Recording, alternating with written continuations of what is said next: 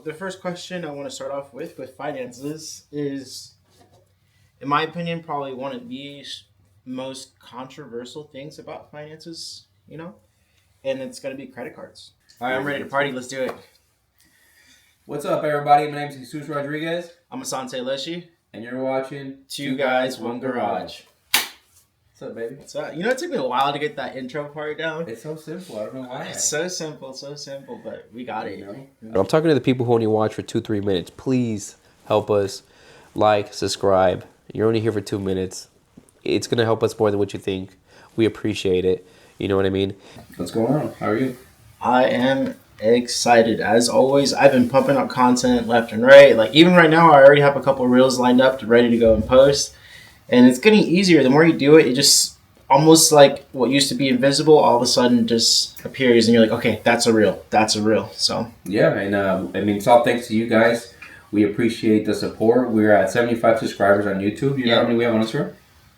We're around probably like 100, 110, something like that. It's 100 plus on Instagram, 75 on YouTube. We're officially going to be able to go live next week, so you guys can tune into that, and you guys will be able to subscribe into that.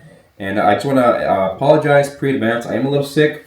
You might hear me coughing here and there. He might do his editing magic and have to edit me coughing every once in a while. I'll try to resist as much as I can, but, what are you going to do, I just want to give a huge shout-out to everybody who subscribed. We made a post, basically a cry for help, because we were struggling to get some subscribers, and we finally were able to bust 50.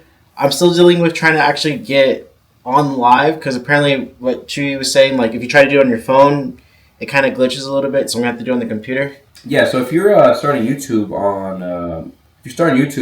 I primarily do a lot of my editing, a lot of my stuff on my phone, but when you want to go live, if it actually won't let you. It will tell you that you need 50 subscribers. It'll give you a message that you need to get verified. But the way I got through that, reading through some Reddit vines, was that you have to do it on your computer.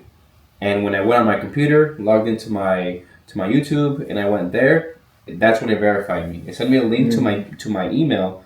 I verified the email, and then within 24 hours, I had access. So you're going to get an email, and you'll be able to go from there. So we're excited. Next podcast, for sure, we will be going live. And next podcast is going to be a saucy podcast, because it's going to be our Valentine's Day. Now, I don't have a lot to say about that one. I don't have as much experience as my boy here, Rico Suave. But he is excited for this one. Yeah, it's going to be a party, guys. As always, going to be a party.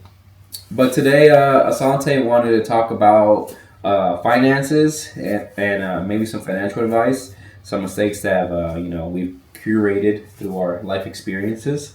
And that's probably going to be the topic for today, unless we get some questions on the live. But we're going to mainly try to stick to the topic and see where we go from there. But yeah, let's get started. All right, so the first question I want to start off with finances is, in my opinion, probably one of the most controversial things about finances, and it's going to be credit cards. As a kid, when you're first getting started, you hear about credit cards, you hear about all the scary stories, and it's just like, well, I don't even want to touch a credit card anymore, Oh, pause. What's up? Oh, we don't have our microphones. Bro. We don't have our microphones today. Oh, my God. Good thing I caught it, right? Oh, my God. We should be good, though. They pick up pretty good sound. Oh, good thing I caught that, brother. I was thinking to myself, I'm like, I feel like we're missing something. You know what I mean? And I'm like, I look at you and I'm like, where's your mic? Even our electrical sound video engineer forgets sometimes. I know, I'm just so ready to party. He's 110 miles an hour, that's why. I'm ready to party. I'm running behind. It's one of those days. You know what we call those? It's a Sergio day. A Sergio day? Inside joke. All right, mic check. Check. Dude, you know what I'm gonna get us? I'm gonna get us a take two. A little one of those. A little snapper. Yeah, that'd be hella cool. All right, take two. All right, take two, guys. Sorry about that. We forgot our mics, but now we got them on, so we should be fine. All right, so let's get started. So the number one thing I want to get into is something a little bit controversial that everyone kind of has different opinions on, and it's got to be credit cards. Credit cards. I'm curious to see if our viewpoints align together. But go ahead. I'll never, ever, ever forget this. I'll never forget this. This was a couple years ago. I was pretty much just new to getting a job and like becoming an adult and everything. And there was this Mazda RX-7 that popped up. It was at like Chapman Dodge or something like that. And it had 30,000 miles. 30,000 miles.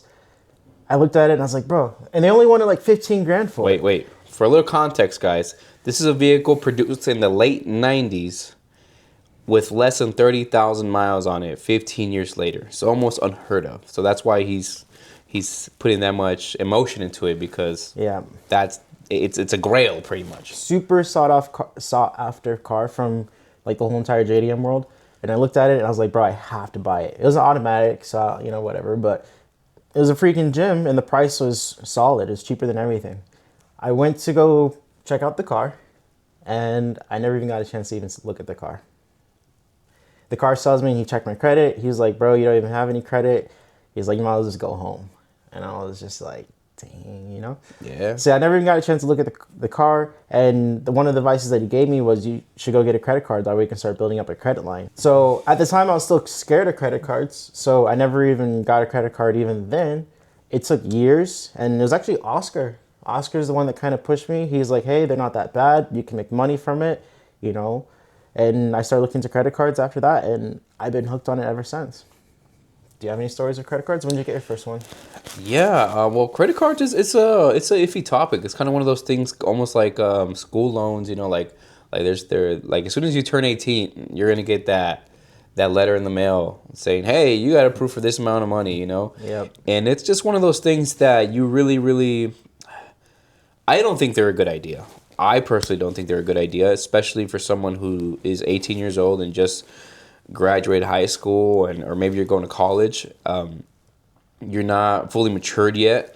You don't know what the world looks like, and maybe you don't even care what the world looks like. So it's going to be easy to get one and max it out and forget about it. And then next thing you know, you're going to be sent into collection and your credit's going to be bad. I don't think they're a good idea.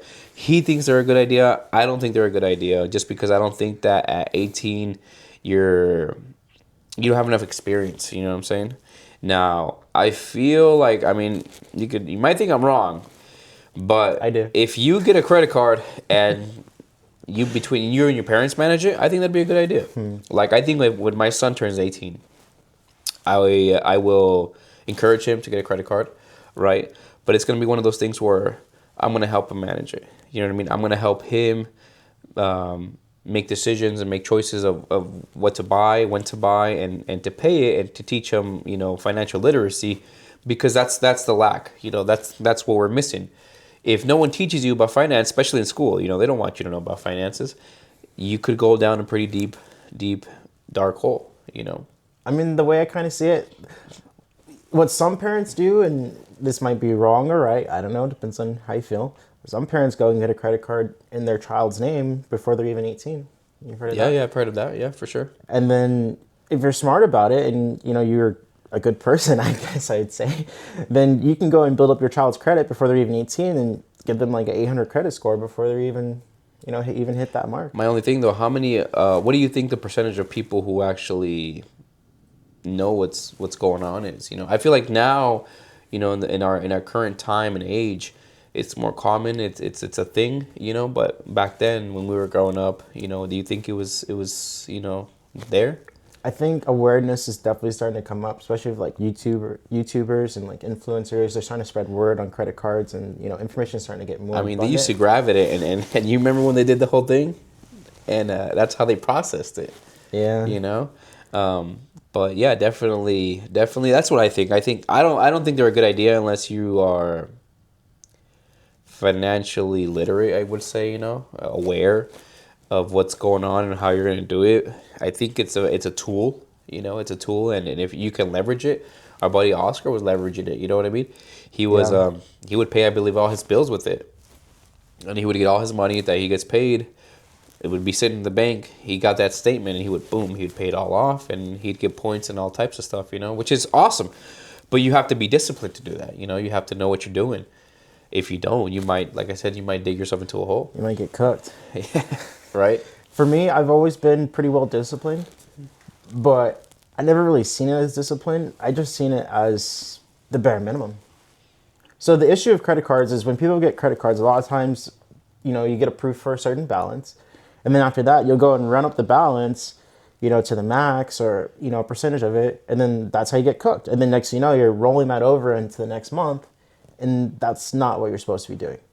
So essentially, when you get a credit card, you're supposed to not use, ideal would be 1 to 3% of the max credit limit. That would be in like the perfect world. If you're really trying to like bump up your credit score, Give them some numbers. Give them some numbers so they know what you're talking about. So it's say $1,000. So say your credit limit was $1,000, right? You wouldn't want to spend more than 1 to 3% on that card. So 1 to 3% of 1,000, I think that'd be what, 30 bucks? Which sounds extremely low, but if you're trying to really bump up your credit score, that'd probably be around ideal. Now, I think a safe limit would probably be like 10% realistically, and then max, if you're ever to max it out, I'd say max would probably be 30. I was thinking the same thing. Around 30% of the max credit limit. The moment you start going close to like 50%, so you say you spent like $500 or $800 to the credit, that pretty much looks like you're irresponsible. And Not just that, but the interest is going to start chewing at you. Not really. No? No. Oh, okay. So if you pay off your interest, if you pay off your credit card in full, you'll never pay $1 in interest. But that's where we go back to it, though. If you're not that type of person, then you're always going to be paying interest. You know what I mean? But that's the problem. It shouldn't be a type of person. That's the issue. That's the Yeah, that's what I'm saying, though. That's part of not being aware. That's part of being financially illiterate, not knowing how to work the system. If you don't know how to work the system, when you get a credit card and you make that first purchase, you get a statement that says minimum balance. I guarantee you that 99% of the people are going to send that minimum balance. Who is sitting down with you and telling you, hey, if you're going to use this card, remember to pay off the full balance? And honestly, I think that's super sad, to be honest. I think that's super sad. I mean, I think that should be, I don't want to say common sense, but honestly, it probably should be common sense where it's like, okay, if I spent this much money per month, I need to pay it off. But I remember nobody told me that. Did somebody tell you that? Not really. See, it's just one of those things. But now you're going to tell your kids that, correct? Absolutely. I've always, I remember one time somebody told me something. They said, if you want to buy something on the credit card, ask yourself if it's something you're willing to pay double. That's literally what they told me, because when it comes to interest, you might end up paying double. So if you want a PS5 and the PS5 is $500, are you willing to pay $1,000 for one? I mean, some of them for a time were going for $1,000, right? When they're kind of hard to get. But if you're going to be paying minimum balance, are you willing to pay $1,000 towards that PS5 instead of paying it in full, the $500? To me, that's absolutely crazy. I've never paid interest on my credit cards like that, ever. I know what you're saying, but the thing is that 99% of the people who use credit cards don't even have the money, and that's why they're using them in the first place. And that's just pure wrong fundamentals at that point. I understand that 110%, but that's why a lot of people use credit cards for emergencies. That's why they have them. If they don't have enough money for groceries, I don't know, school supplies for their kids or whatever it is, shoes. That's why they use them. They use them for emergencies. And a lot of people are in situations where they're not doing very good financially and they have to use them. So I just feel we can't sit here and say you're crazy for not paying off your balance, because it's just kind of one of those things for people that use as an emergency. I don't know. I just feel differently. I actually feel differently. So in that type of scenario, I see that as essentially what you're doing is you're spending money you don't have. And at the end of the day, if you don't have it, you don't have it. You shouldn't be spending it. You shouldn't be looking at the credit card as leeway, because what happens is you kind of get yourself in this snowball where you spent more money than you had, right? And then, a couple months passes by and now you're spending interest. So now you're spending even more money you don't have. And now it's becoming this huge snowball and you're trying to catch it. And now you're really, really behind. Whereas if you treated it like cash, which is what I do, my credit cards, I treat them like cash. Like if I don't have $500 in my pocket, I'm not spending $500 on my credit card because I don't have it. Why would I spend more money than I have? I know if I can't afford it today, why would I be able to afford it tomorrow? I agree with you 110%, trust me. But I'm telling you, the common folk, the regular person who's watching this, 99% of all the people, they are in a situation where a lot of them are using it because they don't have money. So it's either, excuse me, what can you do? You can go borrow money from family. You can use a credit card, correct? Or you can end up at one of those payday loan centers where it's even worse, where you can, what's it called? Give up the title to your vehicle or whatever it is, or you can go pawn something. Like those are the four options you have if you don't have money. I don't know. You can borrow money, you can go to a payday loan center, you can use a credit card, or you can go pawn something that you own that has a higher value. Most people are in that situation, and that's why they use the credit card. I don't think so, to be honest. Why don't you think so, though? Let me ask you this. I'm telling you because I've lived with neighbors who are in situations where they literally might not have enough food for the week. So they have to go pawn their wedding ring. They have to go. I mean, one of my friends, they literally would pawn his PlayStation every few weeks just to have enough money to pay the rent and do everything. I mean, if you're that far behind, then yeah, I get it. You know what I'm saying? Maybe in that type of scenario. That's what I'm thinking. You know what I'm saying? That's where I'm at. I honestly don't believe that, and here's why. I'm a firm believer in you either plan to fail, or you failed to plan. So in my opinion, I think all those people are in the situation where they failed to plan. It's like if you live below your means, if you can't afford that house, you can't afford this, you can't afford that, then maybe you might need to move or try to change your situation. Or you need to realize, okay, I need to plan months, maybe even a year in advance of saving up money. That way I don't have to be in that situation. Because I still think the main issue is people are getting stuck in these credit card loops where they're paying all this interest on credit cards, and that's why they're really cooked. I think the real reason people are cooked is because they're paying interest on credit cards. I agree. If you weren't paying that interest, you probably wouldn't be cooked. No, I agree. I agree. Like everything you're saying, I agree with you 110%. But what I'm just trying to say is, the way you're making it seem like life is black and white, but I'm talking about the gray area. Like what's up. A lot of people don't know what's up. You know what I'm saying? A lot of people are just trying to get by day by day. And those people are the ones who unfortunately end up in the loop you're talking about. I just think people are trying to keep up with the Joneses, to be honest. I agree 110%. But I'm telling you right now, growing up, I knew people who could care less about the Joneses and were just trying to figure out how to get by. You really think so? Absolutely. It's not. I don't think so. I know so, bro. You really think so? Bro, it's like there's like some crazy statistics that like in the South, I don't know what crazy percentage of people live below the poverty line. They're just trying to figure it out. They're just trying to get by. Well, I'm not saying there's not those people, but there's a lot of people who have like food stamps and all this assistance, and they're still behind. That's a completely different story, though. You know what I mean? But it all comes to financial literacy and being I don't know. To me, I just kind of see it as excuses, to be honest. I'm not saying there's not scenarios, because there's always scenarios. Like, say you have like a medical emergency and you just get wiped, and I get it. There's definitely scenarios. Okay. But I feel like most of America, it's just because we're just all making wrong decisions, to be honest. And I think it's just all comes down to when the good times are good, we're not planning and stocking up. That way we can go and weather a storm. I think that's the real issue. I think if people were to try and save up money to weather a storm, they wouldn't be as in a problem scenario. I agree. Like I said, I'm going to tell you again, I agree 110% with what you're saying. And you're right. But we cannot think that way. I'm going to tell you why. Because let me put you a scenario, right? You're 18 years old, Asante. And your parents kick you out of the house, right? Maybe you have $200, $300, $400. I don't know. Maybe they warned you that, once you hit 18, you got to go on your own. You got to figure out life. You got to do what you got to do. You're going to make mistakes, but you got to live your life, right? So let's say you were aware and you have $500 saved up. You get kicked out of your home. You can apply for a credit card. You get a credit card, right? What are you doing? You got to look for somewhere to live.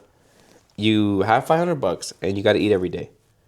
You know what I'm saying? That's what I'm saying. It's like there's situations where people are in that we have no idea what they're going through, and it's kind of, for me, it's kind of messed up to sit here and say that you're wrong and you're not doing it right, but sometimes it's just like you don't have a choice, or that's not how the cookie crumbled for you. You know what I mean?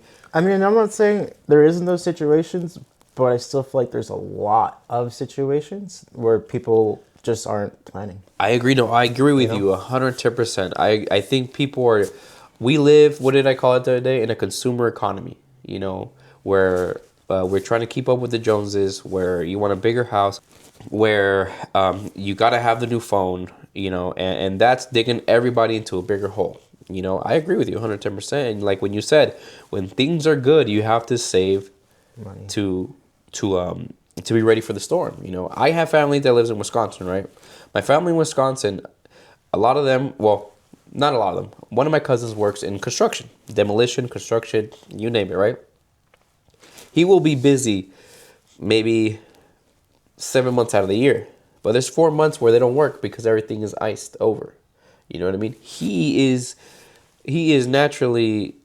knows naturally that in a couple months he's gonna have to figure it out because So there won't be stocks any up work. To weather the storm. You know what I'm saying?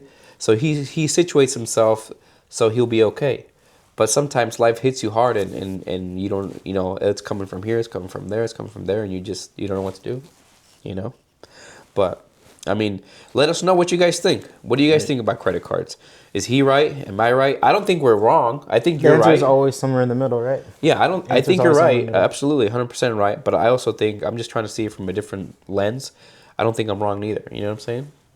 So everybody's going through something, and everybody has a different situation, and that's just how it is. Schools don't teach you anything about finances. They want you to be financially stupid. They don't want you to know anything. They don't want you to prosper because they just want you to work and get a paycheck. But we're in a situation where hopefully when you have children, you will educate them. You will tell them, what's up, as well as how I'm going to do with my kids. You know what I mean? It starts off with saving money. That's always the answer. Yeah. It's always the answer. And it kind of comes down to, I see you have this book back here. I busted out a book that I think everybody should read. This book is for the average Joe. This book is for literally the average Joe. If you are a person that just wants to go to work, come home and live a regular life, this is the book for you because it will set you up to a point when you retire, you'll be fine. It literally gives you step by step what do you have to do to retire and be fine. Being an average Joe, you can make a minimum wage and it will show you what you have to do. Here it is. It's called I Will Teach You How to Be Rich. There it is. I know. Yeah. I recommended this book to you, didn't I? Yeah, absolute fire book. And this is actually where I learned one of the best saving tactics, and I'd probably say in the world, to be honest, where essentially what he talks about is every single time you get paid, actually before you get paid, every single yourself. week, you should be paying yourself. So essentially you'll take a percentage of your paycheck, maybe it's like 5%, 10%, whatever it is, whatever you do, whatever you feel comfortable with. Maybe it's like $10 a week, $20 a week, whatever. You have it set up for automatic deposit, and you're depositing, that little bit of money into your account, and then after that, you're just going to start building it up, and now you're going to get this huge cushion. Yeah, this book to me is it says over 1 million copies in print, and there's a reason for it because this book was written for the average Joe, for the regular person. Because if you don't care about being a millionaire, if you don't care about generational wealth, and you just want to live your life and not stress, this is the book for you. This is the book that's gonna teach you, how to set up a 401k, a Roth IRA, how to invest your money in the S&P 500. Statistically speaking, it has a 5% return rate year per year for like the last 10 years. So this is the book for the average Joe. You cannot go wrong with it. The audiobook is great. The physical copy is great because it has examples of and charts literally of what he's talking about. And it's a book that I recommend to everybody. And more than anything, it's a book that I recommend to the youth. This is one of the books that I recommend to young people the most. Because like I said, in school, they don't teach you any of this in school. Yeah. They literally don't teach you any of this school. If I had this book when I graduated high school and someone told me you have to read this, So much better off. wow, I'd be so much better off, wouldn't you? Yeah, so much better off.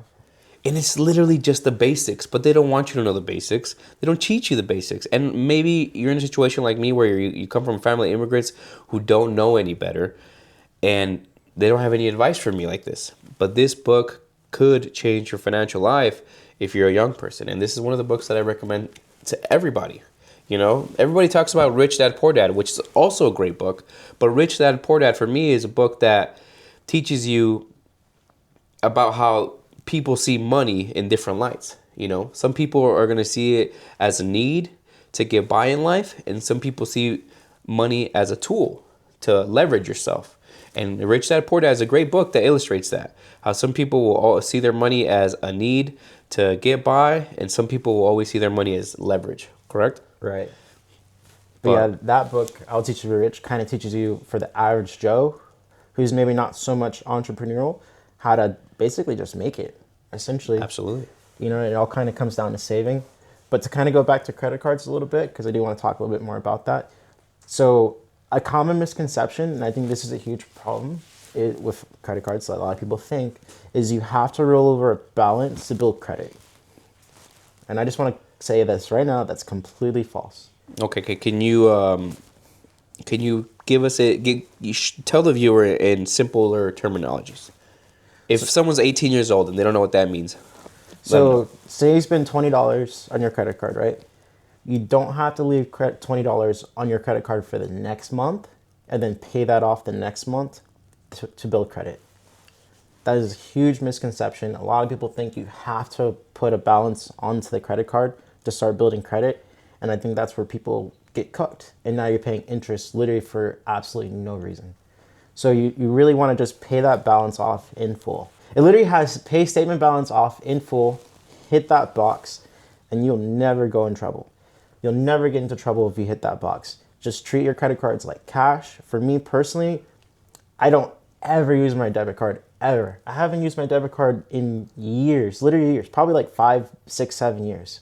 Using your debit card at this point is completely useless. If you use your debit card, you're more at risk to get into fraud and all these kind of issues because you're putting out your personal access to your actual bank account.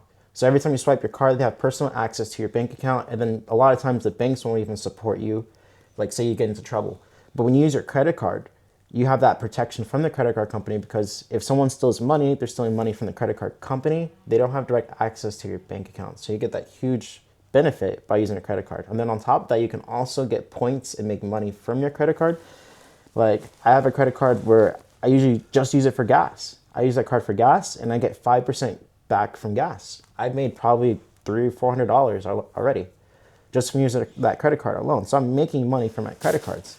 I never paid a single dollar in interest, and I've had that credit card for over 5 years. So it's like people will have this huge misconception of credit cards where you're losing money, and I'm like, it's because you're doing it completely wrong. You have this huge misconception of how it works. If you use your credit cards right, you get the benefits of the protection, you can make money from your credit card, and you build up your credit score. You can get to over 800 easy. And it's just like, if I would have knew this a long time ago, I would have hopped on the bandwagon. I have that RX-7 already. I'd be probably already have a house, like et cetera, et cetera. So it's just like people really need to learn the benefits of credit cards, but also not be taken advantage of, ooh, I got $3,000 all of a sudden, because no, you don't. You only have what's in your pocket. And it kind of comes back down to, I will teach you to be rich as saving principles of when you make money, you need to set up automatic deposit into that account. And then you start building up your wealth, and you have a support system. And that way you don't have to rely on your credit card if something was to happen. Because then, that really could financially wreck you. I agree with you 110%. If and only when the person who's using the credit card sees it in your light. You know what I mean? You have to see it like he's talking about. You can't see it as, oh, I have $3,000 in the bank because I got paid. You know what I mean? No, you don't, because you just paid all your bills with your credit card. But that's where people get into trouble, because people will I don't know, people will say, you know what? I can go out to eat. You know what I mean? I have $3,000 in the bank. I'll pay my credit card. And you just start going, chipping a little bit, chipping it a little bit, chipping a little bit at it. And next thing you know, you're not going to have enough to pay that balance, But if you are responsible, if you are aware I 100% agree with what he's saying and how to do it, but you have to know that that's what you're doing. But I feel like most people don't. Yeah, most people don't. Probably, You know. maybe 90, probably more than 90%, to be honest. Probably More. 95% I guarantee of people, you 99% of people do not do that. You know what I mean? which is absolutely crazy to me, to be honest. I've made thousands of dollars from my credit cards. Thousands of dollars. And there's people who have paid thousands of dollars. It's just like the complete opposite. And it doesn't matter whether I was making $8 an hour, $30 an hour, whatever. It doesn't matter. I've treated my credit card the same way. Yeah, it's just one of those things. One of those things where, if you do it right, you'll always be fine. You know what I mean? But your average Joe is not going to do it like that, unfortunately. I have a buddy. This is a funny story. I have a buddy who, because I'm looking into silver and gold, right? Because it's going crazy. But I have a buddy. Me and him were having a conversation. We're like, hey, I'm like, hey, bro, because we have these types of conversations. I'm like, have you looked into silver and gold? Like, it's going crazy, right? And he was like, bro, silver and gold is what I've been doing for the last 20 years. And I'm like, what are you talking about? And he's like, I don't believe in banks. He's like, when I get paid, he said, when I get paid, I leave the minimum balance so my bank account doesn't get charged, right? I leave the minimum balance. And he said, I go and I buy ounces of gold and silver. He's like, because I do not trust the banks. And I was like, what? So you've been doing this, for 20 years? He said, yep. He said, I leave the minimum balance at the bank, and I leave $100 because he donates $100 per month to children's cancer research. And he's like, that's it. And that's what he does. You know what I mean? So there's different ways of doing it, guys. There's different ways of doing your finances. Like, you could go the Asante's route and go credit cards. You can buy gold, you can buy silver, and have it at home. It's a little risky in my opinion. You know what I mean? But very interesting. I mean, yeah, essentially, if you're putting your money in the bank, you're already losing, to be honest. If we're going to go down that rabbit hole. If you are putting your money in the bank, you technically are losing. Even with saving money, what I've been told is essentially you just want to save enough money so you can weather a storm. But that's the most important part. You save enough money to weather a storm, and after that, you actually stop putting your money into the bank, because if you're putting money in the bank, you're going to start losing due to inflation. Even if you're getting maybe 3 or 4%, like you can go, there's like online banks you can go to now. That's another thing. If you're going to your local banks, you're getting cooked, for sure. Yeah, SoFi, their return, it's online, but it was like 8-9% when I was looking at them. SoFi Bank. I didn't even know SoFi was a bank. I just know like SoFi Stadium in California, and I'm like, and then I started looking into high interest savings accounts, right? And that was like one of the main ones was SoFi, because they had like an 8-9% return on your money. Yeah, so if you're putting your money into your local bank, you're probably getting cooked. So I actually don't do that too either. I mean, I do it for a little bit of convenience, but I do try to keep it to a minimum. And then I transfer it to an outside bank. You also want to transfer it to an outside bank that way, because you have less access to it. So you're less likely to spend it. There's a little bit more of a buffer. A buffer, yeah, exactly. You pretty much set a buffer for it, where it's like, okay, I can't get immediate access to the money. I have to go and transfer it. So you do want to do that for that particular reason also. But like I said, bare minimum, you just want to have enough to cover a storm, which is most people, most financial analysts will go and be like, oh, you need to have at least 6 months to a year of income. That will be the start. And then after that, you're ready to party. So yeah, essentially you just save up till you get to that 6 to, a year of income. And then after that, you want to start investing the money in outside resources, or do both at the same time, which is probably the real better thing to do, to be honest. And, they always say diverse your portfolio. You know what I'm saying? Like, you can do, 10% gold and silver, 10% crypto, and then you can do, the S&P 500. You can diversify your portfolio however you want. That's totally on you, what you believe, what you think is going to happen. I mean, there's people who don't trust the banks and the S&P and Wall Street at all, and they're putting all their money into crypto. You know what I mean? Yeah, don't and do that. There's people who are saying heck no to crypto and are putting all their money into gold. So there's different ways you can go about it. Whatever your ideology is, whatever way of thinking you have, there's different ways you can invest your money. It's just not just the Wall Street. There's crypto, there's gold. So just do whatever you think is right and suitable for you, and go from there. Like Asante just said, he puts his money on an outside bank because most outside banks give you a higher return on your money that's sitting there. and it gives you it just puts an extra step for you to go and take money out. He has to log in from one account to move money here, log out of there, log into another account, da da da da da. It's just an extra step that most people aren't willing to take, so they just leave it alone, right? Yeah, and it's a bit of a psychology thing where it's like, okay, this money is a little bit separate from like my day-to-day living. So you just look at it completely different. And if you're in a situation, I personally think, I'm going to tell you guys a story about one of my friends. He got himself into a hole with credit cards, right? He got himself into a hole with credit cards, and he had about two. His wife had about two, and when I'm saying he had like maybe $20,000 in debt, $20,000 in debt, right? And it just kept going because of the interest, you know? If you were in that situation, I was talking to him. What he did was, in my opinion, pretty smart. Let me know what you think. But he said, forget paying all these credit cards. Forget paying all these interests. He got a personal loan. He got a personal loan for the full amount of the debt he owed, and with a lower average interest of what all those credit cards were. I mean, one of them was like 20%, one was 21%, one was 14%, one was 18%, you know? He got a loan. Yeah, the loan was for like 20 grand, but it was like 5%. Yeah, credit cards are just absolutely You know, crazy. so if you're in that situation, as long as you could afford to make the minimum payment at least of what that loan's going to be, you should save some money. You know what I mean? You should. But you always want to pay more, but as long as you can make that payment, because his what's it called? His $20,000 that he owed, maybe his minimum payment was like, I think, I don't know, something like $150, went up to like $400, right?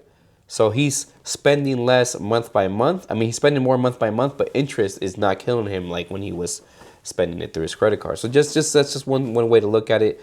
You can go to your local bank. You could apply for a personal loan.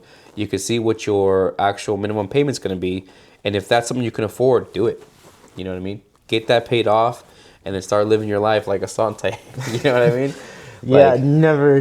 Don't get into that. Don't get into that trap. You know, but it's easy to say because a lot of us have fallen into the trap. You know what I mean? I guess I'm happy you haven't. I'm happy you haven't. I guess at that point, yeah, get a personal loan. Don't use their credit card. Get a personal Because loan. 30%. Yeah, credit card interest is straight stupid. Like it's ridiculous. They're straight taking advantage of people, and that's why I'm like I don't want to pay a single dollar in interest ever because it's terrible. Yeah, I agree. Is there anything else you want to talk about finances? I had it, but I lost it. I have one regarding finances, and it's actually funny enough about what I'm wearing right now.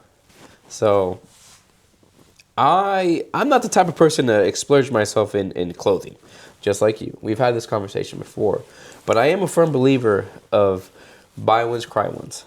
You know, buy one good piece of gear, you know, whether it's a jacket, whether it's a knife, whether it's a gun, whatever it is that you are into, right? Buy one good piece of gear, and that's gonna last you forever. You know, if you cheap out, it's gonna go bad. You know, it's gonna break, it's gonna rip, you're gonna have to replace it within a couple months. And that's what I was thinking about my North Face jacket. So my North Face jacket was like $150, which is a lot of money, right? Okay. But I've had this jacket for maybe like, I don't even know, brother. Maybe like 8 years. And it broke and ripped, and I sent it back to North Face, and they repaired it for free. And if they don't repair it, they give you the same amount of money that you paid for it at that time to buy a new one. You know what I'm saying? So it's just one of those things where there's certain things in life, if you splurge or maybe spend a little more money on, will definitely last you a long time. And this is one of the warmest jackets I have. It's maybe it fits me a little tighter than it used to. You know what I mean? But it's definitely been worth it, brother. It's been worth it. I've taken this everywhere I've traveled to. It turns into a pillow. So it turns into a little pillow like that. Okay. Yeah. And they've repaired it for free. You know? This is one of those things. You know, spend the money once, buy once, cry once. There's a few things in the world that you should splurge yourself on, and I think if you live in anywhere where it's cold, or if you like doing outdoorsy stuff, spend good money on a jacket. You know, just like if you walk a lot. If you do a lot of hikes, a lot of trails, spend the money on shoes or boots, right? That's what you love. That's what you're doing. you might as well spend the money so you can be comfortable and safe with a good pair of shoes. That's just one of those little tips that I want to give. Our buddy Jace always said, buy once, cry once. There's certain things in life that I absolutely agree you have to do that with. And I learned my lesson. I remember those headphones I bought. I mean, not the headphones, the Was it a microphone or? microphones I bought. You told me buy the DJIs. I didn't. I cheaped out. Now the microphones I bought aren't bad, but they're not this. You know what I mean? I could have bought this, and yeah, it would have been a little more expensive, but I know they would have lasted forever. So that's just a little lesson for you guys. Buy once, cry once, save the money. Even if you can't buy it now, save a little more money, and you'll be able to buy it in the future, and it's just going to last you that much longer. What do you think? 110%. I did remember what I was going to say from earlier. Nice. So even when it comes to investing, this is something I kind of recently learned, to be honest. It's you only want to invest technically after you made it. You've heard that before? So here's my opinion on it. So essentially, say you get like a 401k. You're getting free money, so absolutely take advantage of that. You know, if you have a Roth IRA, put a little bit of money into that. But you don't want to over-invest early on, because the best investment will always be in yourself. So, say for like this podcast that we're filming, instead of me, you know, putting the money into like a Roth IRA, which I'm also invested in too, but yeah, instead of putting all the money into like maxing out the Roth IRA or whatever, I'd rather invest into my business. So essentially, when you want to invest so you can make as much income as possible. So a lot of people, I know there's like a huge push maybe like 5 years ago where it's like everyone's trying to chase this something for nothing. And that's kind of why crypto blew up in the first place. The reason why people were doing crypto like crazy essentially was because everyone wants something for nothing. The whole idea was you put money into it. It's kind of like a casino essentially. You put money into crypto and then you can go and flip your money like 10x. And that's why everyone's doing crypto, because everyone's excited. And everyone wants something for nothing, but most millionaires, it's the complete opposite. They're pouring their heart in. They're actually working like crazy. If anything, they're probably working more than the average person who's working a 9 to 5 a lot of times. And people don't even realize that. I told you, I saw Ice Cube on a podcast recently said, if you're not willing to put 5 years into something and not get paid $1, don't even bother doing it. That's literally what he said. If you're not willing to give 5 years of your time, money, to not get nothing in return, don't even bother. Exactly. So to kind of put in perspective, it's like, say you're making, you know, $40,000, $50,000 a year, which is pretty most of America, I guess, at this point. If you're making like 40, 50 grand a year, if you're investing the money into like a 401k or a Roth IRA, maybe you're investing maybe 4%. You'll become a millionaire, sure, after like 20, 30 years, but that's way too long. All right, let me ask you this though. How much money in the bank would you consider when you're at that point? How much money does Asante Martin have to full on be ready for that? I think for me it'd be like 20 grand. If you got a mortgage, if you got a family, if you got this and that, I think you should at least have 20 grand in the bank. There's no right or wrong answer. I can't answer that, and the reason being is it's based on your lifestyle. It's based on, you know, your expenses, your lifestyle, how many cars you have, how much you're paying, how many kids you have. Give me a number though. I can't. Come on, we gotta be. The number make for it me fun. and the number Make it for fun. you are completely different. Give me a number. For me, 20 grand, that'd be perfect. For you, in my opinion, you need more than 20 grand.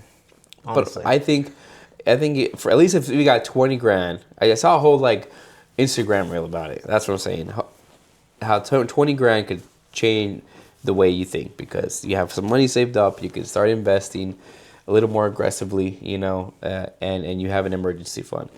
There was like a whole thing on Instagram or YouTube, I don't remember that I was watching, but they said 20 grand was a good number, and I'm like, you know what, I'm going to shoot for that. You know what I mean? I'm going to shoot for that. I'm going to try that.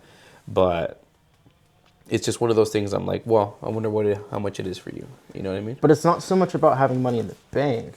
It's about your income in the first place. So essentially, it's like, okay, if I'm making 50 grand a year, I can invest the money, which I am doing, but you don't want to maximize the investment. It'd be better to invest in yourself so you can make more money. And then essentially, after everything's said and done, then you go and reinvest. I agree with you, but So- how many people are thinking that way? That's my thing. But that's what I'm saying. That's where the narrative needs to be completely changed. Because a lot of millionaires a lot of people go and say, oh, they have like 4 or 5 income streams. And no, yeah, they do, but that happened after they already maximized one. So a lot of millionaires that you see, it's because they maximized one. They were really good at one thing. They maximized it. They put all their effort, everything Put all their eggs into that basket. all their eggs into that one basket. They made it, and then they finally then went reinvested the money elsewhere. And now when you go and do research on, oh, they have like 4 or 5 income streams and they got their money from this, that. No. They got all their money from like 1 or 2 things, and then they reinvest the money elsewhere. So a lot of people have it twisted. I had it twisted for like the longest time. It was like, okay, I need to start saving up money, putting money into like a Roth IRA, maxing it out, et cetera, et cetera. And that's wrong. Well, it's right, but it's wrong. You need to maximize your income. Focus on your income. Put all your effort, all your money, all your attention, everything to make your income as much as possible. And then after you get it super, super high, then you want to start reinvesting into other things. I agree with you and I disagree with you because it goes all back down to the book.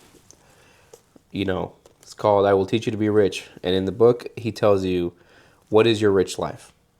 Because, like we were saying, average Joe, their rich life might just be, you know, going to work, coming home, and being able to watch football. But that's the thing. It's all relative. 100%. It's all relative. I know your rich life is going, you want to be a race car driver.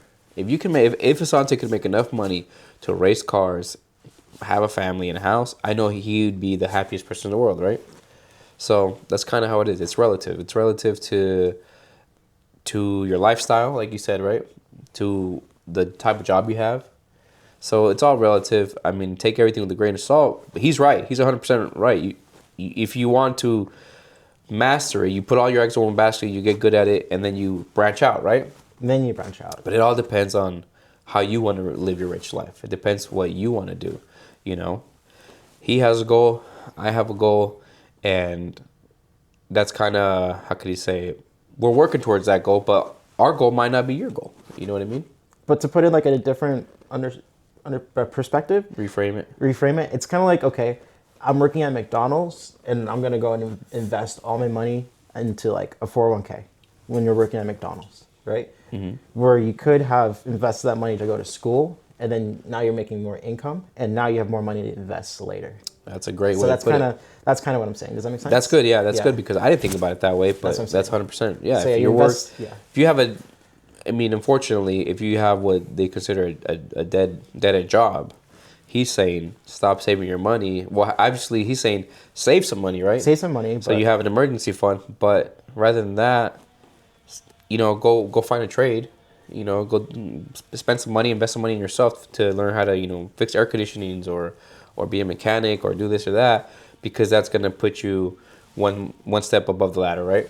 Yeah. It's gonna move you up. The best investment will always and 110% be in yourself. That's always the best investment every single time. If you can learn how to make more money, you could be way more efficient. You can save more money. If you're making $1 million a year, it's a super easy to go and save 100 grand. If you're making $100,000 a year, it's extremely difficult to save 100 grand. So you got to put things in perspective.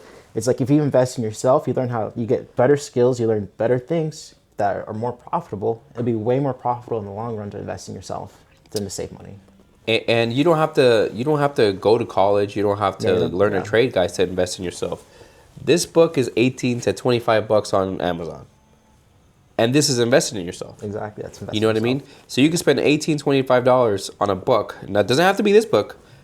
Could be any book, you know, Atomic Habits, you know, any book. And that's investing in yourself. So it doesn't necessarily have to be school. It could just be learning something new, you know, understanding something. Like you said, I didn't know it, right? And then you finally understood it. So it could be anything. Yeah, I mean, watching podcasts, you know, following people who are in finance, you know, learning business, whatever it is, the investment in yourself will always be more profitable. Yeah, especially, I mean, we live in a electronic world nowadays. Everything is content. There's people out there who are literally telling you their mistakes and what not to do. So you're learning. You know, as long as you just listen and you take into consideration what they're saying, they already made the mistakes, so you don't have to. And they're telling you. Yeah, like so. Listen to these credit cards, you know, things that we're talking about, you know, take advantage of that, you know, perform actions like we're talking about. To hear this podcast and do nothing is a waste of time. If you're going to watch us or do anything, make sure you take action. Action is the most important part. start saving money, look into credit cards, look into all the benefits of the credit cards, look into which cards are, for certain types of things. Like you can have a credit card for gas, credit card for eating out, credit card for this, online shopping, etc. You can maximize every single category and you can start making money off your credit cards. Always pay off your balance in full. And that's probably the first start. And now you're building credit. And then after that, you can start leveraging your credit to maybe, get into housing or whatever you want to do. A lot of people have different opinions on how to make it. It's all relative to what's important to you. But, Yeah, I try to share. How can let me tell you this. At work, I'm like the unk at work now. You know what I'm saying? I'm unk age, unfortunately. I hate to admit it, but I'm unk age. And there's a lot of young people who are getting into the work industry and then are being part of society, and they're like 18, 19 years old, and I love encouraging these people and talking to these young kids on, reading books, on saving their money, on starting a Roth IRA, on their 401k, all this and that. And even some of the young people I work with, they're into cars. They're dumping all their money into their cars, and I tell them, hey, don't do that. Don't do that. And it's, I really like trying to guide these people to not make the same mistakes I did. And some of them probably don't even care what I have to say. Some of them might take everything I said with a grain of salt, and some might actually apply it. I mean, one of the guys that I did this with, he actually went and bought the book. He bought the book. Oh, let's go. You know what I mean? Let's go. And that's what it is. I mean, at the end of the day, I'm just trying to spread the word, spread my message, so you don't make the same mistakes I did, and so you're better off. Because I'm a very positive person. I want you to do well. I don't want you to struggle. Everything's getting more expensive, and if you play your cards right, you can end up doing pretty good for yourself. But if no one tells you, if no one guides you, if nobody educates you, then it doesn't matter, because you're going to be in the same situation as or worse as I am or them. And that's why I always like to target the youth for the same reason. You know what I mean? I have a cousin who every single time I see him, I have these types of conversations with him, because these aren't the conversations that are being talked about in the dinner table. Nobody's talking about this. Nobody's talking about this within friend groups. You know what I mean? Yeah. So it's you have to want to help people to tell them this, and a lot of people might not watch this, but if you've been through adversity financially, if you have advice and you have a young person in your family, a niece, a nephew, a cousin, tell them, talk to them. Tell them, show them how money works, because no one's talking about it. Tell them how credit cards work, like Asante said, you know what I mean? Talk to them and educate them, because chances are they don't learn anything in school, You got anything to add? I want to get into our next question, actually. I think this is going to be our last question, guys. I want to thank today's sponsor, Stanley. Psych. We don't have any sponsors yet. But hey, if you make a reel out of this, Stanley, what's up? Okay, this one's kind of cool. Shoot it. Why do you think talking about money is so taboo? Like a lot of times within family households, talking about money is just like we don't talk about that. We don't talk about that. It's one of those things everyone's kind of embarrassed to talk about. Why do you think that is? What do you think is the psychology behind money is? I don't think it's not necessarily taboo. I think, well, I'm speaking from experience or from my household, and how can I tell you? Like I said, I come from a family of immigrants who are just grateful to have a bank account. You know what I mean? And my dad has his 401k and stuff, but I just think it's a lack of knowledge. You know what I mean? It's a lack of knowledge that when you bring it up, nobody wants to seem dumb. Nobody wants to seem like they've made the wrong choices, and nobody likes when you're telling them their truths in their face, and that's kind of what it is. I mean, if you sat down on the table with your family and they all started poo-pooing on you and telling you you've wasted money on this, and this, you could have that, you're not going to want to have that conversation, right? No. It's going to be uncomfortable, right? Yeah. So that's what it boils down to. It's uncomfortable because you don't want to hear the truth, and obviously the truth hurts. So that's what it is, you know. It's just that simple fact that nobody wants to hear it. Nobody wants to hear it. Nobody wants to hear their wrongdoings, and that's why these conversations are hard to have. You know what I mean? That's what it is. Do you think there's kind of a saying, right? It's I don't even remember saying how it kind of goes, but the whole idea is essentially of you should always move like someone's watching you. Have you heard that before? Yeah, someone. Something like that, right? You should always move like somebody's watching you. Do you think you should think about like that with your money? If you're too embarrassed to share it, say with your family members or society or friends or whatever, do you think personally you're making wrong moves? If you're too embarrassed, you could DM us and talk about it. We're more than happy to talk to you guys about it. You know, we won't judge you, right? But yeah, I mean that'd be a good way to see it. Is definitely you know, when you spend money, put yourself in a third person. Yeah, third person perspective. And judge yourself maybe in a third person. You know, that's a good way to see it. You know, because then you're gonna be like, oh, well, I don't know, do I really want to do this? Do I really want to do that? You know, that'd be a good advice. But more than anything, I'd be just talk to somebody. You know what I mean? I think I go to you all the time. You know, having somebody to talk to is important. I literally have gone to you with $1,000 business ideas or decisions that I want to make, and you give me some advice, right? I go to my wife, and I tell her same thing. So it's like talking to somebody and getting a different perspective is 100% important. If you're gonna buy a new car and you're a young person, definitely talk to somebody. talk to your dad. Definitely talk to your best friend. You know, get 6-7 different point of views, because your best friend's gonna tell you, do it, bro. Get the Scat Pack. You know what I'm saying? Your dad's gonna be like, don't be dumb. Use that Corolla I gave you. You know what I mean? For another 10 years, get different perspectives, and then make your decision from there. I'm a firm believer life is about balance, you know? As far as like all the financial things I spent my money on, the only thing I would really do different would be tell myself I need to try to capitalize on it. If I'm going to spend money on my cars, I need to find a way to make this profitable for me. That'll be the number one thing I tell myself early on. Is like, okay, get into YouTube sooner. If you're going to spend money on your cars, find a way to make money for you. That way you're not just blowing money. I'm not going to say for no reason, but at least when people look at you, they're like, well, dang, spending all their money on that. But then you could be like, well, I made 10 grand off it from that video. What's up? What did you do? You know, that way no one can ever talk smack about you or look down about you or anything like that. So that'll probably be the only thing I do differently as far as like, you know, regret wise. I would try to be like, how can I? That's hard though. You know what I mean? It is like hard. There's people who are like into photography, and those camera lenses are $1,000, $2,000, $4,000. I've seen some camera lenses that are $10,000. You know, and these people will take really cool pictures and they'll never get paid $1 in their life, you know? So it's kind of one of those things, like you said, it's a balance, guys. It's a balance, you know, between hobby and maybe making some money with it, right? Right. Because it's not easy. But yeah, I think that's going to wrap it up, guys. Sante has to get to Formula Drift. My wife has an appointment today. Yeah, well, you know, Vegas Drift, but you know, whatever. I'll be there one day. What did I say? Formula Drift. I'll be there one day. No. We'll talk that in existence. Yeah, I gotta go. Yeah, we're gonna talk that into existing. You know what I mean?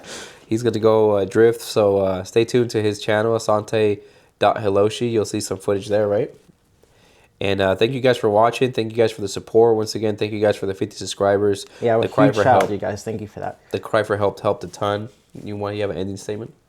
Please like, comment, share, subscribe. Every ounce of engagement helps. Yeah, exactly, guys. Like, share, subscribe. We'd appreciate it so much. And what's it called? We've been having talks about having some guests on to keep it fresh. So we're gonna work on that. Maybe the next month we'll have our first guest on here, if we can make that happen. But you know, just want to drop some news to hopefully have you guys have something to look forward to.